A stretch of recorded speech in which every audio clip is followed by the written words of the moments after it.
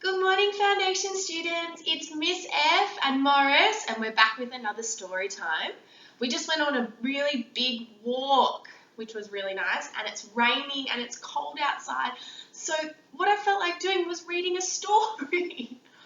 Morris loves to have a stretch on me. Okay, you need to sit on your pillow though, so everyone can see the story. Come on, hop on your bed. Hop on your bed, good boy. You're a very good boy.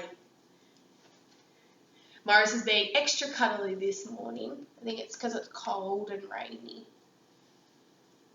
All right. Can I read the story to the foundation students now? Okay. Thank you.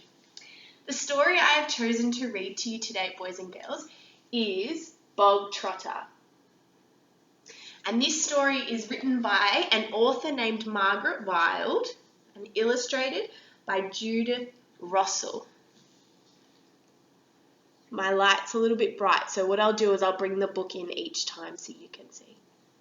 This special sticker here, it says the Children's Book of the Year Awards. So that means that they won an award for this book.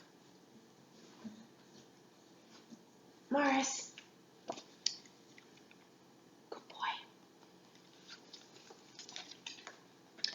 Bog Trotter lived in a gloomy cave in a marshy, mushy bog. Every morning he stretched, yawning and blinking outside his cave.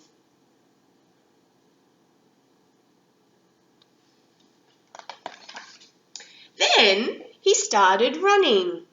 He ran across the bog, up the bog, down the bog, and around the bog until it was time to go home.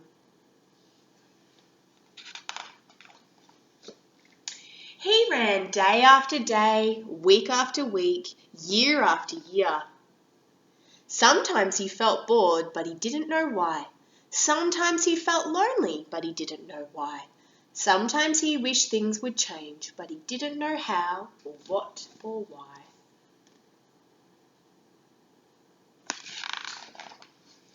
One afternoon, a frog said, "Why do you run all day long?" Bog Trotter stopped. "Because that's what bog trotters do," he said. "Don't you ever do anything new and different?" asked the frog. "No," said Bog Trotter. "Ah," said the frog, and away it hopped. Bog Trotter stared after the frog. He sighed, he shuffled his feet. Poking between his toes was a pretty yellow flower.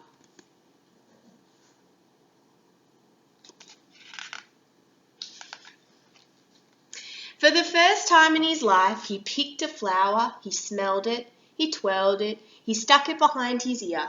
"Ah," said Bog Trotter. Then off he ran.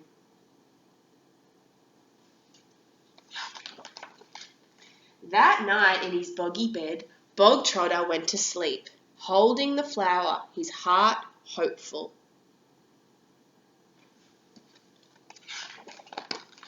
The next morning, Bog Trotter went running as usual, but he made himself stop to make friends with a family of muskrats.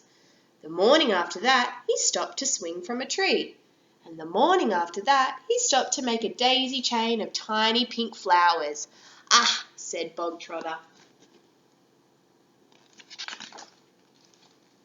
From then on, Bog Trotter still kept on running, because that's what bog trotters do. But every now and again he stopped to do something new and different. He stopped to splash about with a family of ducks. He stopped to dance in the summer rain. He stopped to slide down a slippery bank. And he hurried back to fill his home with bulrushes and water lilies.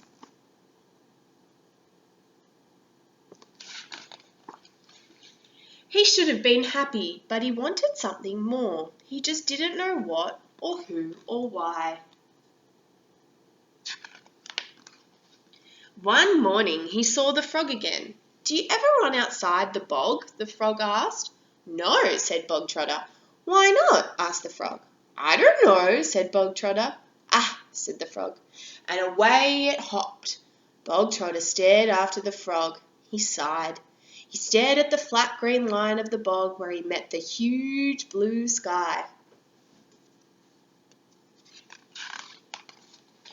Off he ran as usual, but for the first time in his life he stopped at the uttermost edge of the bog.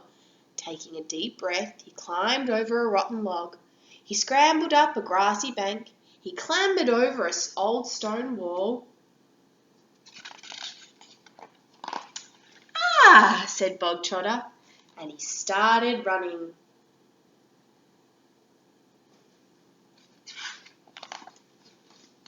The end.